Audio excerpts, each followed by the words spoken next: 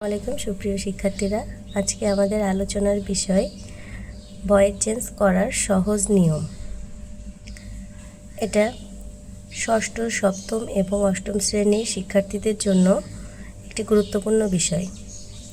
অনেকেই ভয়েস চেঞ্জটিকে একটি কঠিন বিষয় মনে করে, যে ভয়েস চেঞ্জ করাটা হয়তো খুব বেশি কঠিন হবে, কিন্তু আমরা যদি এটা কতগুলো সহজ নিয়মের মাধ্যমে শিখতে পারি তাহলে এটা আমাদের জন্য একদমই সহজ একটা উপায় হয়ে যাবে। এখন শিক্ষার্থীরা দেখো, আমি এখানে তোমাদের জন্য একটি হ্যান্ড নোট তৈরি করেছি, যেটার মাধ্যমে তোমরা সহজে এই ভয়েস চেঞ্জটাকে বুঝতে পারবে।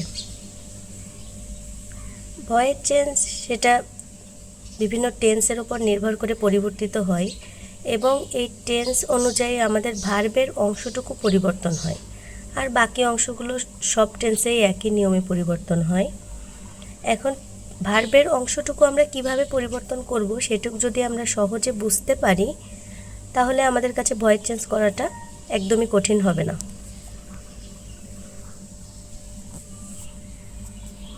খেয়াল করো শিক্ষার্থীরা, আমি এখানে তোমাদের জন্য একটি চার্ট রেডি করেছি। এই পাশে আছে অ্যাক্টিভ, এই পাশে প্যাসিভ। আমরা এখানে শুধুমাত্র অক্সিলারি ভার্বের অংশটুকু লিখেছি। অ্যাক্টিভ ভয়েসে যদি ভার্ব ওয়ান বা ভার্বের প্রেজেন্ট ফর্ম থাকে তাহলে আমরা অক্সিলারি ভার্ব নিয়ে আসব অ্যাম, ইজ অথবা আর। যদি ভার্ব টু বা ভার্বের পাস্ট ফর্ম থাকে তাহলে আমরা অক্সিলারি ভার্ব কী দিব? ওয়াজ এবং ওয়ার। সিঙ্গুলার হলে আসবে ওয়াজ, প্লুরাল হলে ওয়ার। এরপর যদি আমাদের ওই ভয়েস চেঞ্জটার মধ্যে অ্যাম, ইজ, আর, ওয়াজ, ওয়ার এই শব্দগুলোর উল্লেখ থাকে অথবা বি, তাহলে আমরা এই যে am, is, are, was, were, be শব্দটাকে ওই যে আমি যেখানে লিখেছি দেখো ওই, তখন আমরা এই শব্দগুলোকে ওখানে বসাবো এবং তারপরে একটা বিং যোগ করব। এরপর দেখো হ্যাভ, হ্যাজ, হ্যাড এই তিনটা শব্দ যদি অ্যাক্টিভ ভয়েসের মধ্যে প্রেজেন্ট থাকে তখন আমরা আবার ওই শব্দটাকে প্যাসিভে যে লিখব এরপর একটা বিন যোগ করে দিব, BEEN, বিন। এরপর মোডাল অক্সিলারি ভার্ব, তোমরা জানো modal auxiliary can, could, shall, should, will, would, may, might, must এগুলো হচ্ছে মোডাল অক্সিলারি ভার্ব। এরকম যদি কোনো মোডাল অক্সিলারি ভার্ব আসে তাহলে আমরা ওই মোডাল অক্সিলারি ভার্বটাকে বসাবো এবং তারপর একটা বি যোগ করব, BE। প্রিয় শিক্ষার্থীরা, আশা করছি তোমরা চার্টটা বুঝতে পেরেছো। এখন দেখো আমাদের যে ভয়েস চেঞ্জের বেসিক রুল যেটা, সেটা খেয়াল করো যে চার্টের সাথে আমরা এই রুলগুলোকে কিভাবে মিলাবো। প্রথমে আছে অ্যাক্টিভ ভয়েসের অবজেক্ট হবে প্যাসিভ ভয়েসের সাবজেক্ট। অ্যাক্টিভ ভয়েসের যে অবজেক্টটা থাকবে সেটাকে আমরা প্যাসিভ ভয়েসের সাবজেক্ট করব।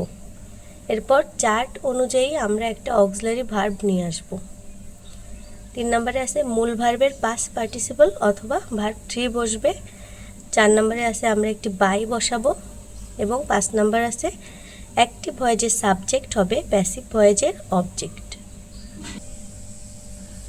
তাহলে দেখো শিক্ষার্থীরা, এখন যদি আমরা এই রুলগুলোর সাথে মিলিয়ে ভয়েস চেঞ্জটা এবং চার্টের সাথে মিলিয়ে ভয়েস চেঞ্জটা প্র্যাকটিস করি তাহলে কেমন আসবে? আই ডু দ্য ওয়ার্ক, এখানে একটা সেন্টেন্স আছে I do the work. I হচ্ছে এখানে সাবজেক্ট, ডু হচ্ছে ভার্ব এবং দ্য ওয়ার্ক হচ্ছে অবজেক্ট। এখন কি বলেছি আমরা? অ্যাক্টিভ ভয়েসের অবজেক্ট হবে প্যাসিভ ভয়েসের সাবজেক্ট। তাহলে অ্যাক্টিভ ভয়েসের অবজেক্টটা কি আছে? The work. দ্য ওয়ার্কটাকে আমরা লিখব সাবজেক্ট হিসেবে।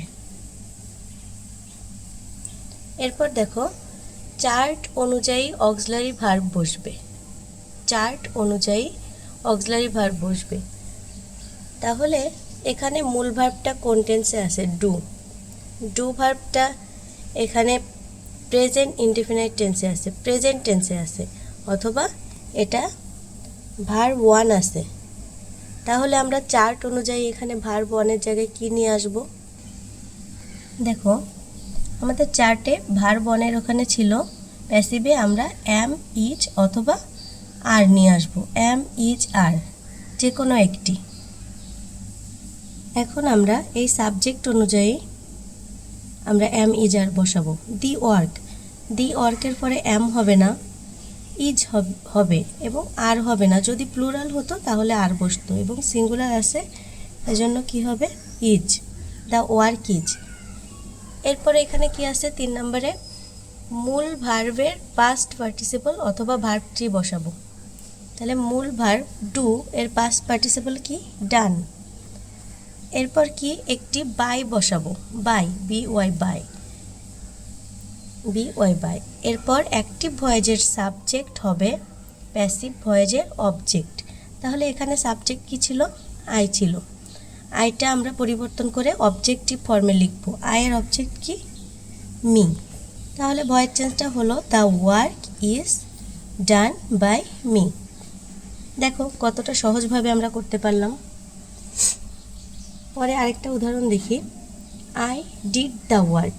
এখানে I subject, did main verb, the work হচ্ছে অবজেক্ট, এবং ডিডটা এখানে ভার্ব টু আছে, ভার্ব টু। তাহলে এখানে আমরা একইভাবে অবজেক্টটাকে সাবজেক্ট বানাবো, দ্য ওয়ার্ক। এরপর কি এই ভার্ব অনুযায়ী আমরা চার্ট থেকে কি খুঁজে নিয়ে আসব, অক্সিলারি ভার্ব।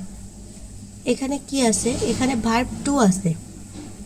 তাহলে আমরা চার্টে দেখি যে ভার্ব টু অনুযায়ী অক্সিলারি ভার্ব কি হবে। দেখো শিক্ষার্থীরা, ভার্ব টু অনুযায়ী অক্সিলারি ভার্ব আসবে ওয়াজ অথবা ওয়ার। সাবজেক্ট যদি সিঙ্গুলার হয় তাহলে হবে ওয়াজ, এবং সাবজেক্ট যদি প্লুরাল হয় তাহলে ওয়ার। দ্য ওয়ার্ক এখানে সিঙ্গুলার আছে, এজন্য এখানে আমরা লিখব ওয়াজ, দ্য ওয়ার্ক ওয়াজ। এবার ডিডের পাস্ট পার্টিসিপল, মূল ভার্বের পাস্ট পার্টিসিপল ফর্ম ডান। এরপর বাই বসাবো একটা, এবার সাবজেক্টের অবজেক্টিভ ফর্ম।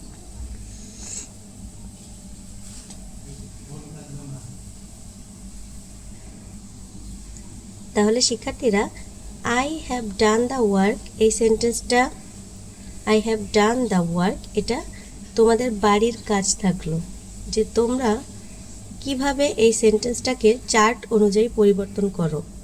এটা পরিবর্তন করে তোমরা আমাকে কমেন্টে জানাবে। ধন্যবাদ।